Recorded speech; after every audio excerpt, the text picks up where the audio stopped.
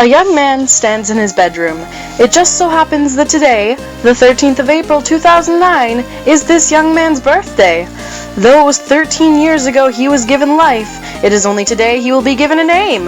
What will the name of this young man be? Enter name. Zeusmel Poop Lord. Try again, smartass. Try again. John Egbert. Examine room.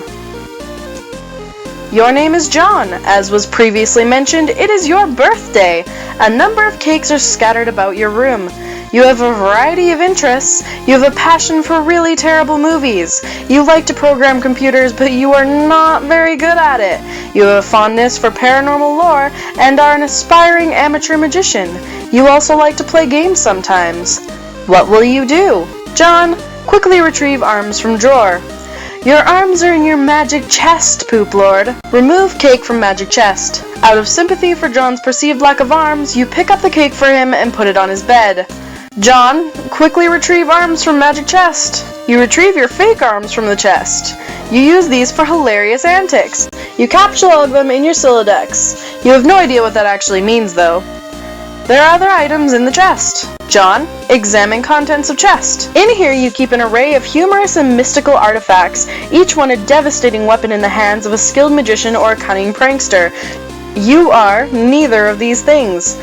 Among the artifacts are 2 fake arms, currently capsulogged in your Silodex, 1 pair of trick handcuffs, 1 stunt sword, 1 magician's hat, 1 pair of beagle puss glasses, several smoke pellets, several blood capsules, and 1 copy of Colonel Sassacre's daunting text of magical frivolity and practical japery, and 1 copy of Harry Anderson's Wise Guy by Mike Cavaney.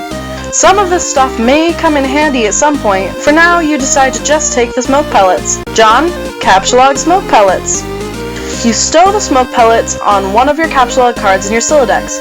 You still aren't totally sure what that means, but you're starting to get the hang of the vernacular at least. You have 2 empty capsulog cards remaining. John, equip fake arms. You aren't totally sure if equip is a verb copacetic with the abstract behavioral medium in which you dwell, but you give it a try anyway. Unfortunately, you cannot access the fake arms. Their card is underneath the one you just used to capsulog the smoke pellets. You will have to use the pellets first in order to access the arms. But this is probably unadvisable since you just make your room lousy with smoke. Your Silodex's fetch modus is currently dictated by the logic of a stacked data structure. You are never all that great with data structures, and you find the concept puzzling and mildly irritating. But with any hope, perhaps you will advance new, more practical fetch modi for your Silodex with a little more experience. John, examine Problem Sleuth poster. Is it even possible to get any more hard-boiled than that? You really doubt it. This poster was one of your wisest purchases. There's a nice spot on the wall next to it. You've been meaning to hang another poster there soon. John, read note on drawer.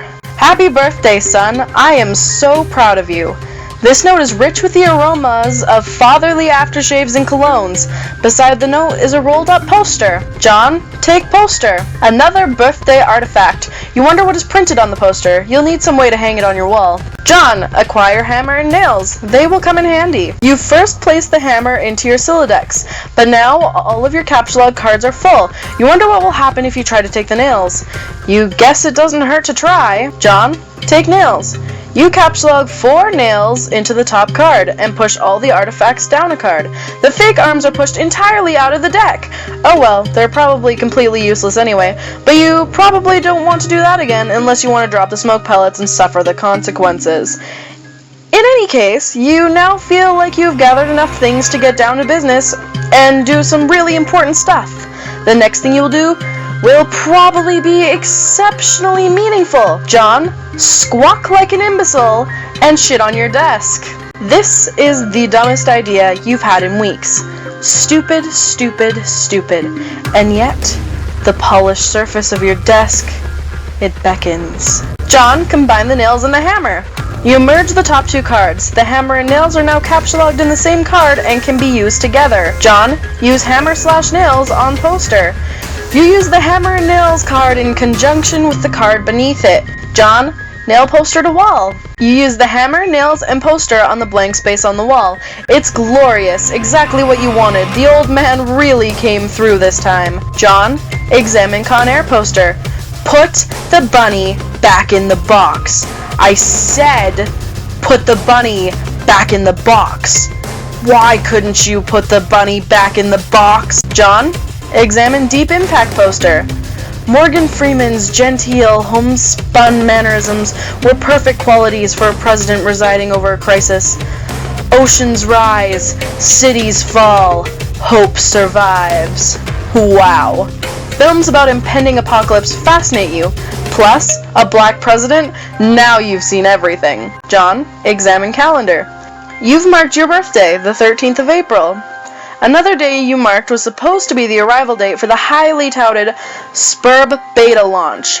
It's been 3 days already, and it's starting to become a sore subject with you. John, eat cake. You are sick to death of cake. You've been eating it all day, and you have no intention of clogging your Sylladex with it either. The cake stays put for now. You hear a notice from your computer. Someone is messaging you. John, examine incoming message. You pull up to your computer. This is where you spend most of your time. You decorated your desktop with some rather handsome wallpaper, which you made yourself. You are really proud of it. Your desktop is also littered with various programming project files. You are so bad at programming, sometimes you wonder why you even bother with it. Your Pester Chum application is flashing. Someone is trying to get in touch with you. John, open Pester Chum. Only one of your chums is logged in. He's sent you a message. John, open message. Hey, so what sort of insane loot did you rake in today? I got a little Monsters poster. It's so awesome. I'm gonna go watch it again today. The apple juice scene was so funny. Oh hell, that is such a coincidence. I just found an unopened container of apple juice in my closet. It's like fucking Christmas up in here. Okay, that's fine, but I just have one question and then a word of caution. Have you ever seen a movie called Little Monsters starring Howie Mandel and Fred Savage? But the seal on the bottle is unbroken. Are you suggesting someone put piss in my apple juice at the factory? All I'm saying is, don't you think Monster Howie Mandel has the power to do something as simple as reseal a bottle? Try using your brain, numbnuts. Why did the fat kid or whoever drank it know what piss tasted like? I mean, his reaction was nigh instantaneous. It was the 15th day in a row Howie Mandel peed in his juice. Okay, I can accept that. Monster B-list celebrity douchebags are cunning and persistent pranksters. Also, Fred Savage has a really punchable face. But who cares about this? Let's stop talking about it. Did you get the beta yet? No. Did you? Man, I got 2 copies already. But I don't care, I'm not gonna play it or anything. The game sounds boring. Did you see how it got slammed in Game Bro? Game Bro was a joke and we both know it. Yeah. Why don't you go check your mail? Maybe it's there now. Alright. John, look out window. You see the view of your yard from your window. Hanging from the tree is your tire swing. In a kid's yard, a tree without a tire swing is like a proper gentleman without a monocle. That is to say, he can hardly be considered a terribly proper gentleman at all. And there, beside your driveway, is the mailbox. John, examine mailbox. The little red arm swingy dealy thing, or whatever it is called, is flipped up. Whatever the hell that thing is called anyway. You do not have the time for these semantics. The red flippy lever thing means you have new mail, and that means the beta might be here. John, go outside and check mailbox. You are about to hurry downstairs when you hear a car pull into the driveway. It looks like your dad has returned from the grocery store. Oh great, he's beating you to the mail. John, forget it. Check mail later. If you go downstairs to get it, you will likely monopolize hours of your time. You decide to chill out up here for a while until the dust settles. Sometimes you feel like you are trapped in this room, stuck, if you will, in a sense which possibly borders on the titular. And now your chum is pestering you again. The clockwork of friendship turns ceaselessly, operating the swing lever dealies of harassment in perpetuity. However, the dude can just hold his damn horses. John, examine games on CD rack.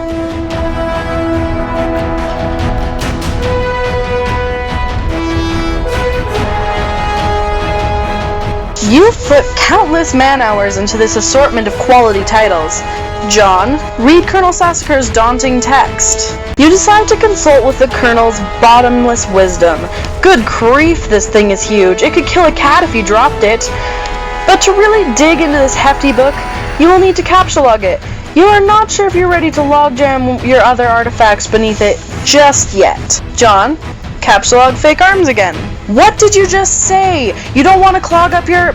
Oh, Jesus. In a momentary lapse of concentration, you accidentally capsulog the arms again. John, set Pesterchum status to bully. You don't think the situation is quite dire enough to go all the way to rancorous, but you feel the Pesterchum client should reflect your mood change in some way. Bully will have to do, you guess. This, unsurprisingly, does nothing whatsoever.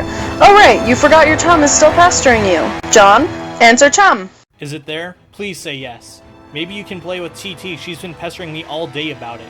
She's macking me on so hard all the time I start to feel embarrassed for her. I mean, not that I can blame her or anything. Yes, it's understandable because you're really attractive. I am attracted to you. Thank you. Just kidding. No, I don't have it yet. My dad has the mail, and I guess I have to go get it from him and see if it's there. And I've been busy spending all afternoon shitting around with this stupid Silodex. It's so frustrating. What's your modus? What? How do you retrieve artifacts from it? Oh, like one at a time, I guess. And if I put too much in, something falls out. Stack? What's yours? Hash map. My bro taught me a few tricks, he basically knows everything and is awesome. What the hell is that? You should probably brush up on your data structure. I guess. Did you at least allocate your Strife Specibus? No. It could free up a card for you. Plus let you attack stuff whenever things get too hot to handle. Which is never. What have you got? Well, I've got a hammer, but it's trapped under some arms. Wow, you really suck at this, don't you? Just get rid of the arms and then allocate the hammer to the Specibus. How? I don't know, just use the arms on any old thing and see if it works. John, combine fake arms with cake. You stick the fake arms in the cake on your bed. This definitely makes the cake at least 300% more hilarious. You're sure Colonel Sassacre would know the precise index of elevated hilarity. John, allocate hammer to Strife Specibus. You check the back of your Strife Specibus for the kind of stratus you have in mind for it. John, select hammer. Your Strife Specibus has been allocated with the hammer kind abstratus. The hammer has been moved from your Capsulog deck to your Strife deck. John, report progress to TG. Okay, I did it. Hammer kind? Yeah. Okay, that will be the permanent allocation for your Specibus. I guess I should have mentioned that. Hope you like hammers, dude. Yeah, that's fine, I guess. I can't imagine it's going to be all that relevant. John, Capsulog Colonel's Big Book. Now that you've got some space in your Silodex to work with, you figure that you might as well start squandering it immediately. Ordinarily, this ridiculous book would be way too heavy to carry around in any practical way. You guess maybe this is one respect in which the cards present some convenience. John, examine GameBro magazine. John, read article. John, Capsulog GameBro. It might come in handy if you ever need something that burns easily. John, Capsulog Magician's Hat. You expend your final card on the Magician's Hat. John, get funny glasses too. You don't have a free card in your Silodex. However, you are able to merge the Beaglepuss with the Magician's Hat to create a clever disguise. John, wear disguise to fool Dad. John, who is this John you speak of? You are quite certain there has never been, nor ever will be. Yeah, this is a really shitty disguise. While you are wearing the items, they remain on the card, but it is temporarily removed from the deck, thus freeing up the cards beneath it. John, leave room. You exit into the hallway. On one wall hangs a picture of a fella who sure knows how to have a laugh, a man after your own heart. You always thought it looked a lot like Michael Cera, but your dad swears on the many hallowed tombs of Egypt that it is not. You're not sure about that, though. On the other wall is one of your dad's stupid clowns, or harlequins, as he is quick to correct anyone who would venture such brazen assumption.